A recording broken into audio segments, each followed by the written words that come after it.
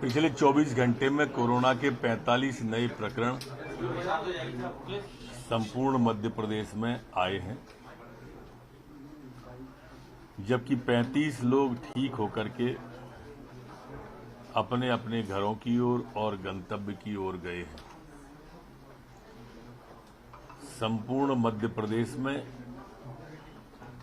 जो active case हैं वो 236 वर्तमान में हैं।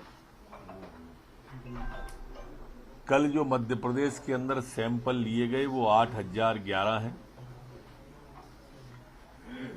जो हमारी संक्रमण दर है वो 0.5 है, जबकि रिकवरी की दर हमारी 98.7 पर स्थिर बनी हुई है। पिछले 24 घंटे में कोई भी पुलिसकर्मी संक्रमित नहीं हुआ है। पुलिसकर्मी का कुल एक प्रकरण संक्रमित एक्टिव वर्तमान में जबलपुर में है।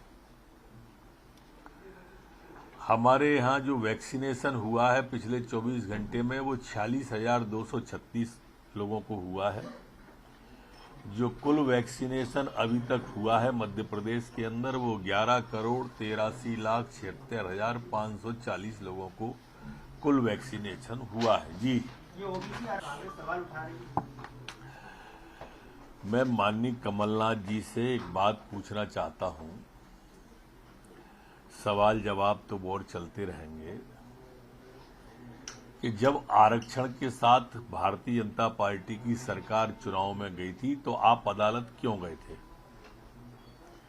चलिए, आप गए थे तो आपकी अदालत में जाने पर कोर्ट ने पिछड़ों के आरक्षण को शून्य कर दिया था और कहा था सरकार को कि बिना आरक्षण के पिछड़ों के चुनाव में जाएं।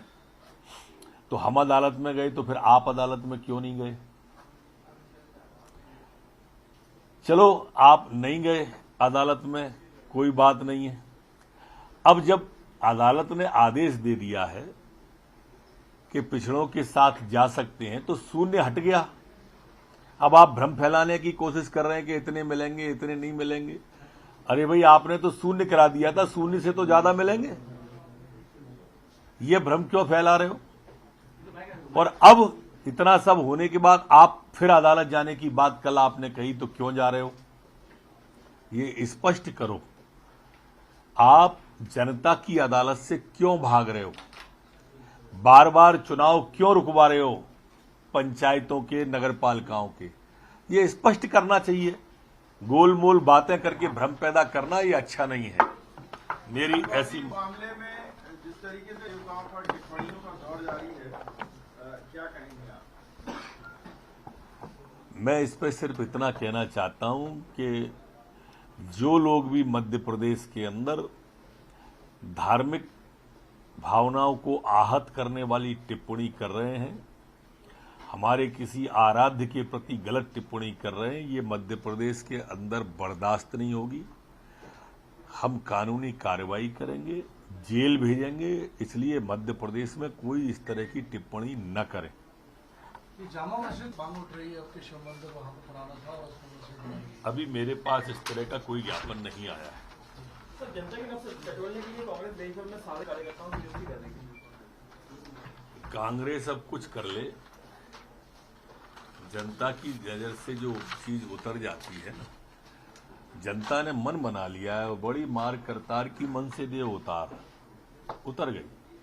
अखिलेश यादव कई विवादित कह रहे हैं जहाँ झंडा लग जाए या कोई पत्थर लग जाए वहाँ लोग पूजा करने लगे। राम भक्तों पर गोली चलाने वाले अखिलेश यादव जी, उनके पिताश्री, उनसे और क्या उम्मीद की जा सकती है? हमारे यहाँ तो गीत ही हैं, इतना आदर नदियों को क्या जहाँ माता कह के बुलाते हैं, और इतना आदर इंसान को क्या यहाँ पत्थर भी पूजे जाते हैं। हम तो पहाड़ की पूजा करते रहे हैं, पत्थरों की पूजा करते रहे हैं। अखिलेश जी, आपको पीड़ा क्या है हमारी भावनाओं की?